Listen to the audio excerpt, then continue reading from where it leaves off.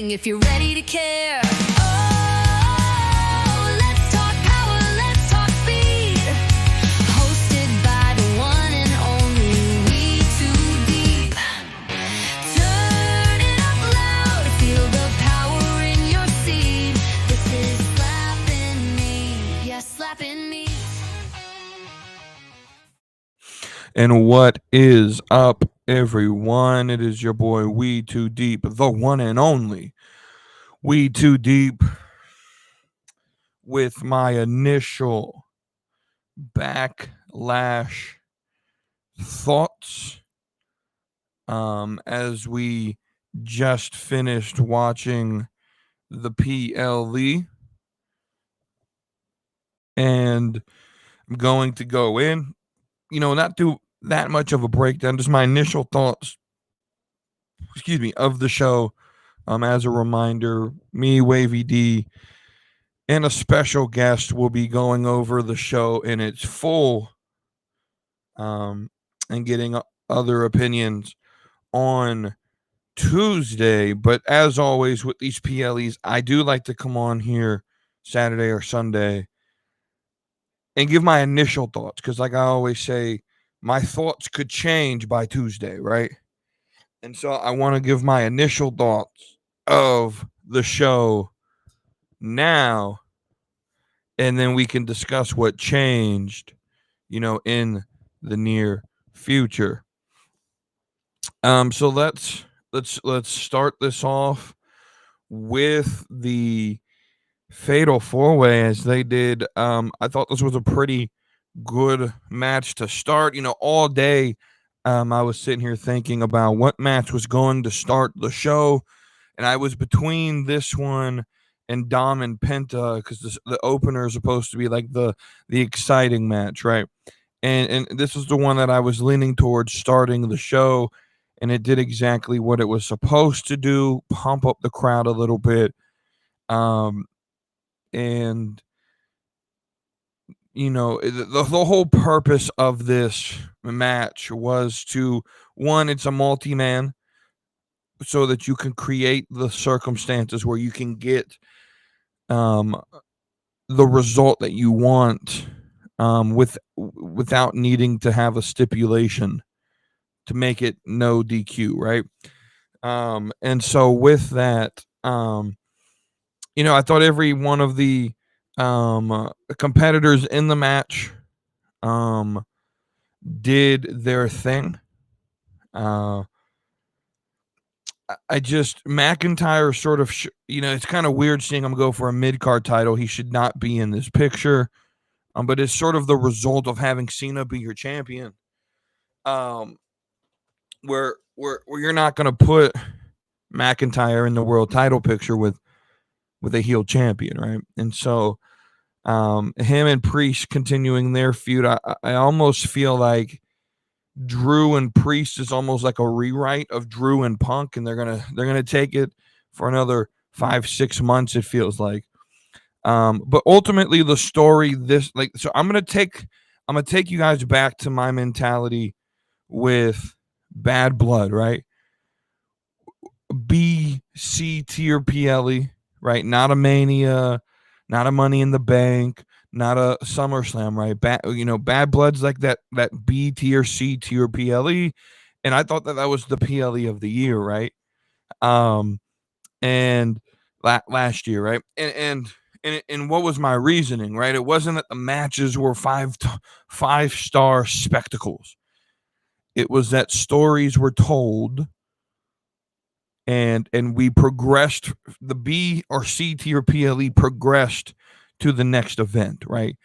And so this is exactly what I feel about this PLE. Granted, one match, and we'll talk about that when we get to it.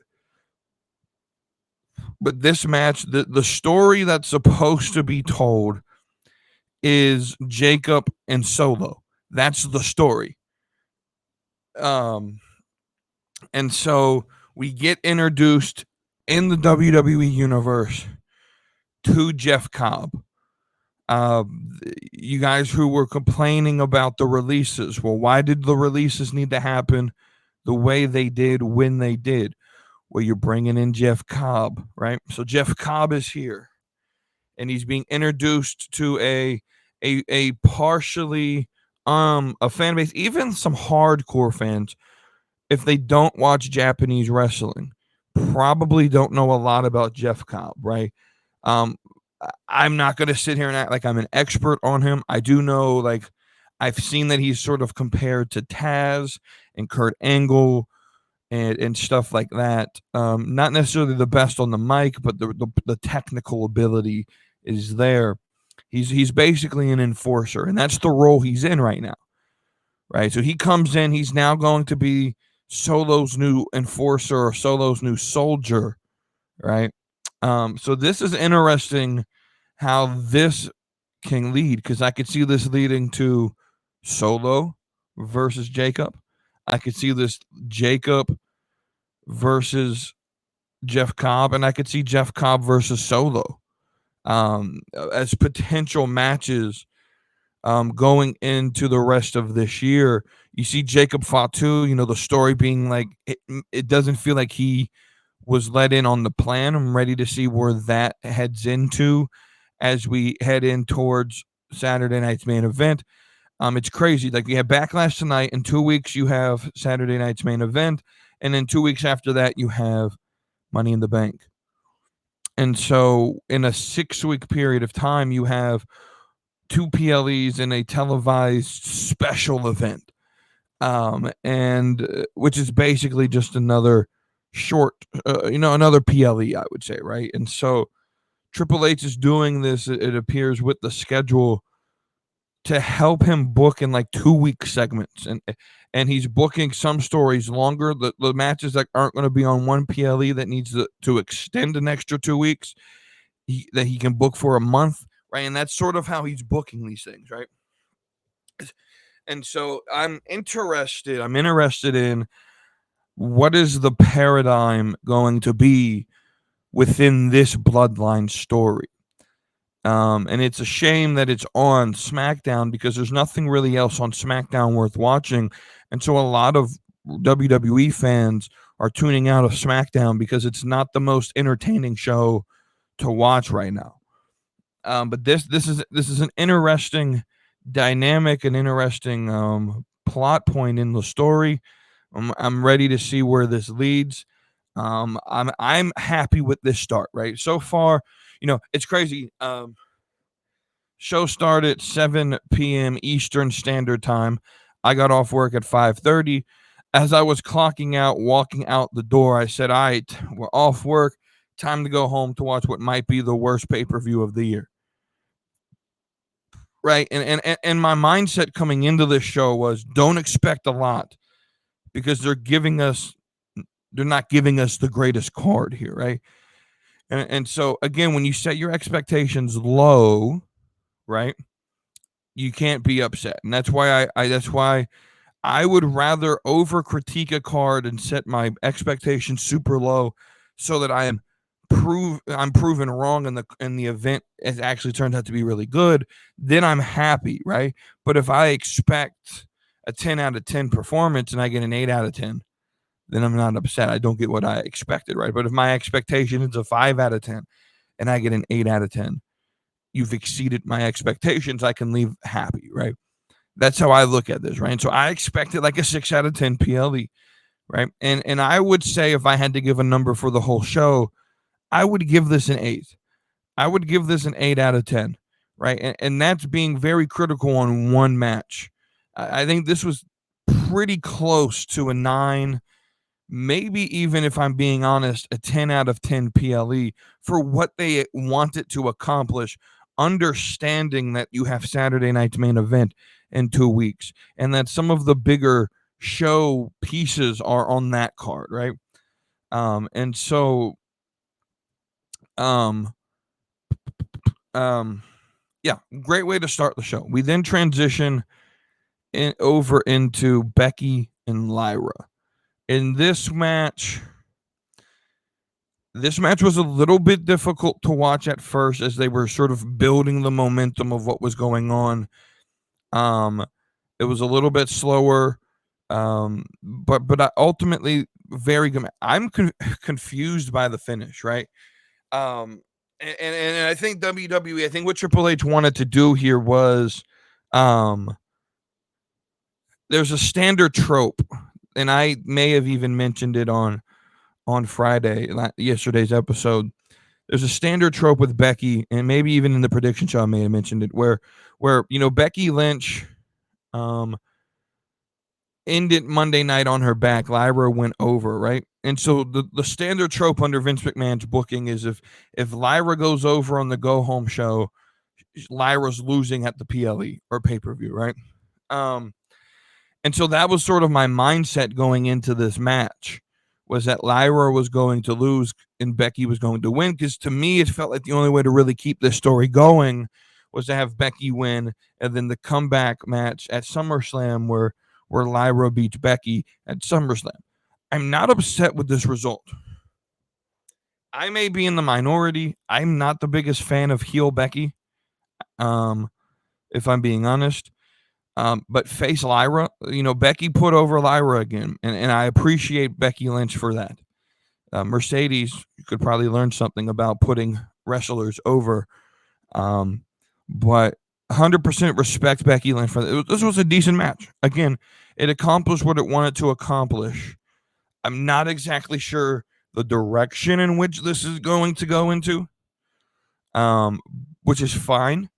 But I think we're finally starting to get that shine on this title that it needs, which is why I said this feud should have taken place in January, right? Because it would have made this title prestigious almost immediately. I'm not upset with the match. I'm not upset with the result. Very fun way to start the show. We then go to Dom versus Penta. Again, another fun match, right? Dom comes out looking like a cow. Penta comes out looking like a G with his little trucker shirt and all jeweled out and everything. Very good match, right? It was what you expected it to be. Penta is a star, right? I had someone comment on a post I made on social media that WWE holds back performers, and then they use Penta as an example of how Penta is only doing like a third of his move set. And my response to it was, yeah, but he's more over than he's ever been. And people take him seriously in WWE because he can do his Mexican destroyer finisher or move, and it's not going to be no sold. The destroyer ends matches for Penta, whereas in AEW, the destroyer was just another move to set up another set of high spots that eventually will lead to the end of the match, but it's going to be no sold, and then it's going to lead to a super kick party, right? And so his moves mean something in WWE, and he's better off where he's at right now, right? He may not be able to do all the cool flippy stuff that he did in AEW, but what he does do is taken more seriously, and it means more.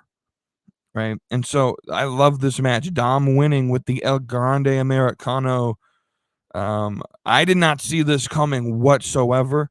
I thought maybe Finn gets involved, which Finn did get involved. Right. And Finn really got involved in a way that would have helped Penta win. So Penta goes for the win, and Grande Americano is there with the loaded mask again. And just, bro, what a finish. Something I didn't expect to happen. Dom retains. Fun way to we're 3 matches in, and I'm sitting here and I'm like, first off, we're blowing by these matches.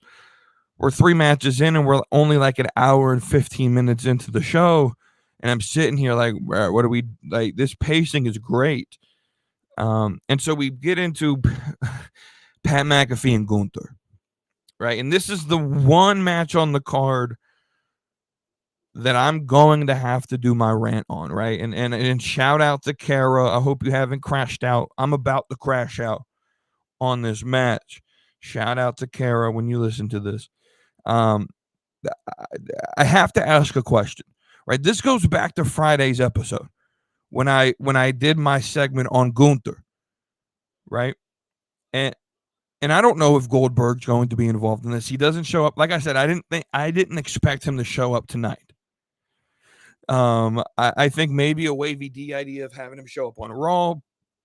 There's now the next Saturday night main event, so not the one in 2 weeks, but the one after that's going to be announced to be in Atlanta, where Goldberg is from, which makes sense for that match to be put off until then. So maybe we get Goldberg at like a Saudi show at the end of June to announce. Who knows, right? We'll see where we head with this. But Goldberg doesn't show up tonight, which I'm fine with, 100% fine with. But the match itself, right? So this match starts, and I've always said the only I've been saying since they've announced this idea in the match, the only acceptable result for this match would have been Gunther beating the living hell out of Pat, right? I'm not upset with the pacing and that he didn't squash Pat McAfee. Like, I didn't want like a 3-second squash. I did want Gunther to beat the shit out of Pat, right? And there's a good way you could book this where Pat starts out strong, beats the hell out of Gunther for 30 seconds with some chops. And they started going that direction, but then they let Pat continue to put in offense. And for whatever reason, Triple H has this issue where he doesn't allow baby faces to look weak. Right? I'm not concerned with the quote unquote botch of Pat slipping on the ropes. Guys, I'm gonna shout out Raj Giri here on from Twitter. That's kind of added to the show. He's not a professional wrestler, right? So he's supposed to slip. He's not trained in this, right? And even when it does happen with the professionals, like every sport, someone slips, someone messes up, right? If there are no botches, if we start to micromanage every match that way, then we start getting these these over choreographed Circus Soleil acts, like what you get out of the Young Bucks, right? And so I don't think that hurt the match. In fact, I actually think it added to the segment because he was going to jump, he trips on the ropes, which causes him to fall, and then Gunther basically turns that into an opportunity to take advantage of Pat McAfee being uber aggressive, right? And so I would have had this match. Pat's uber aggressive at the start, gets like 30 seconds of offense in, and then Gunther just for the next 7 minutes, 8 minutes, just slowly and methodically beats the shit out of McAfee, mocking Cole. Right? I liked the Cole spot. Right? Here's what I didn't like of this whole match. What I didn't like was that it made Gunther look stupid. It made Gunther look weak. Right? And someone may bring up the point or the argument that, well, Bad Bunny was able to look strong against Damian Priest. But I think there's a little bit of a difference in circumstance, but also there's a difference in how Bad Bunny faced a Damian Priest that wasn't up to that point booked to be a monster who was unbeatable. Gunther, for the most part, has been booked as this monster whom his only losses on the main roster are Sami Zayn and Jey Uso, who he took lightly. So I can see why Pat would get offense. But if Pat's not going to win, having him get as much offense as he was, it adds nothing to it, right? Gunther's this giant, this mega force. 80% of his WWE run, he's a champion, right? So he's a beast. And Pat McAfee is a nobody when it comes to being in the ring. And you essentially put a fan in the ring. And so what this does is it makes Gunther look weak, but it also says, well, Pat McAfee can go with the best of them. This used to be a world champion. So you're saying Pat McAfee is like, there was a point where he was like hulking up out of a choke, and it was stupid. And at the end of the day, you took a spot off of someone on who could you have put in a feud against Gunther, right? That, or what other match could you have put on the card? You didn't necessarily need a Gunther card. You could have kept Gunther suspended. You could have put on a match. You could, instead of putting Io and Rhea versus Julia and Roxanne on a Monday night on a Raw, you could have put that on the PLE. And I think that would have been a better match, 100%, than what we got here. And so this was the one down spot of this entire card. It wasn't bad. The match itself was. There's going to be some people who hate the pacing. There's going to be some people who complain or critique Michael Cole getting involved in it. I think all of that was fine. What I don't like is that Pat McAfee got so much offense in. That's the only thing I don't like. Right? I would have had Cole get in the ring because Pat's laying in a puddle of his blood as he's being beaten senseless by Gunther, and Michael Cole gets in the way, right? And then we have the whole setup of Cole getting grabbed by Gunther, and then McAfee maybe trying to stand up for Pat, or Pat standing up for Cole, maybe hits Gunther, in the back, and then which turns Gunther to or something where maybe Michael Cole was forced to watch Pat suffer, sort of like how they ended everything. I'm not against a lot of what happened in that match. That match was not 100% like bitch worthy. Like, I'm not going to bitch about the match itself. It's just how much offense Pat McAfee got. Like, Pat McAfee should have gotten like a 30-second run of offense at the very beginning of this match. And then the rest of the match should have been 7-8 minutes straight of just Gunther torturing the man. And then eventually choking him out. Yeah. I just that my one negative, like, it's not like rant worthy where I cuss off, like I did with Cena and Cody at Mania, right? I don't think it's that bad personally. I don't think it brings the showdown all that much. I think it was completely worthless. It's not worth the price of admission for that match. I think it was a waste of time. I think anything else would have been better suited there. But I don't think it hurts the card the way some people may say it hurts the card. Just going to be completely honest with you. I know I said I was going to crash out. I'm more disappointed that instead of I'm more disappointed in Triple H again, just continuously not allowing baby faces to look weak. Right? You all like he did this with Sami Zayn in the Gunther feud at first. Or Sami Zayn with the Braun Breaker feud when Sami Zayn won the title last year. Like, he faced Braun Breaker at Money in the Bank, and Sami couldn't get squashed, right? Triple H has this issue with squash matches, it feels like, right? His baby faces can't look weak, and that's where I have a problem, right? Pat should have looked weak as shit because Pat's nowhere near the level of competition Gunther is. But Gunther carried the match. It was a great match. Just like I said it was. Gunther doesn't have bad matches. The match itself wasn't bad. It was more so my complaint is Pat McAfee got too much offense in. That it made Gunther look funny, but it also made Pat feel too legitimate. Like, there's a realistic chance. Like, realistically, I feel like Pat McAfee could go up against Jey Uso and win the championship because he stood toe to toe with Gunther and hulked up and took a lot of his offense. Right. This should have been a slow, methodical torturing of Pat McAfee, a punishment for him even thinking about being in this match. And so that's where and the only other thing is there was like a show of respect with Gunther to Pat. I would have had Gunther win. No show of respect. I would have had Gunther sort of look at McAfee, and I would have just continually to beat the living shit out of him. Like, Pat McAfee should have, and I said this, it should have been Pat McAfee leaving that arena in the back of an ambulance. It's sort of how this should have gone, right? If you want me to feel like Goldberg is necessary to beat Gunther, Pat McAfee had to leave in the back of an ambulance, and we didn't get that. And so while the match itself was decent, I think some of the booking decisions and making Pat look stronger than he should have been booked is where my irritation comes. And then the last match, this main event, and this is a main event.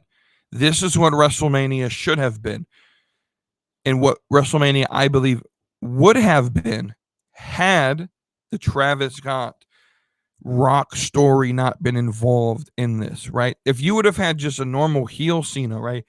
If you would have booked this where the heel turn took place at WrestleMania, no Rock, no Travis Scott, where Cena wins Chamber and tells Cody he's going to do whatever it takes to get 17 because it's the last chance he could have at getting it, and he turns heel at Mania, this would have been the level of response you would have gotten from that match. But you put Travis Scott and you put that craziness of a story involved in it, right? And so this almost made up for how bad that was, right? I saw the post, and I don't know. I'd have to let this process for a minute before I overreact to this. But I saw the post that said the last time may have been the best time. Talking about Cena versus Orton, and we've got a lot of bangers out of this feud. This was a good one. I don't know if it was the best, but it was a good one. I said, and I've continually said since Mania, heel Cena without the Rock story will be gold. It's perfect, right? He's scheduled to be at Saturday night's main event. I don't think it's a match. I think it's a promo, which will set up his Money in the Bank match. But yeah, I 100% loved everything we got in this match. The ref bumps, the match was a little bit, cheesy at times. The first ref bump didn't really make much sense, but then you get the second one on the outside of the ring. The timing of the ref of the second ref coming out, waiting like 5 minutes, and then some of the logic gaps within just a corporate structure doesn't make a lot of sense, right? So Chad Patton is your senior official. He's like the head referee, and he gets treated worse than some nobody, Eddie Orengo, who Eddie Orengo gets put out, and all of the officials backstage come out.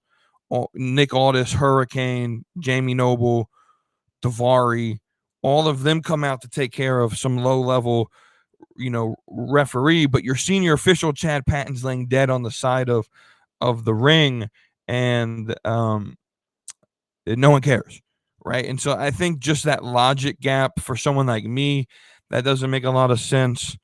But it's nothing like too serious to really complain about. It's just something I'll mention. But this match went exactly the way I think it should have gone. And when it just shows you that heel Cena is going to be great. It just doesn't need whatever The Rock thinks is this grand story The Rock thinks he can book. Right? So those are my initial thoughts on Backlash. Like I said, I'll give this an 8 out of 10. Very easily could have been a 9 or a 10 out of 10 PLE from a storytelling perspective. But I even think the matches were pretty decent, right? None of them were like match of the year candidate. But I liked a lot of what I saw. I was entertained with a lot of it. I didn't find myself wanting to be like on Twitter at all during this PLE outside of Gunther and Pat. But I thoroughly enjoyed this show. So these are my initial thoughts. Not a rant episode like many of you might think would happen. On Tuesday, well, I'll more so facilitate the conversation with Wavy D and our special guest. But until then, I hope you enjoy the rest of your week. And if you're a mom out there, happy Mother's Day on Sunday.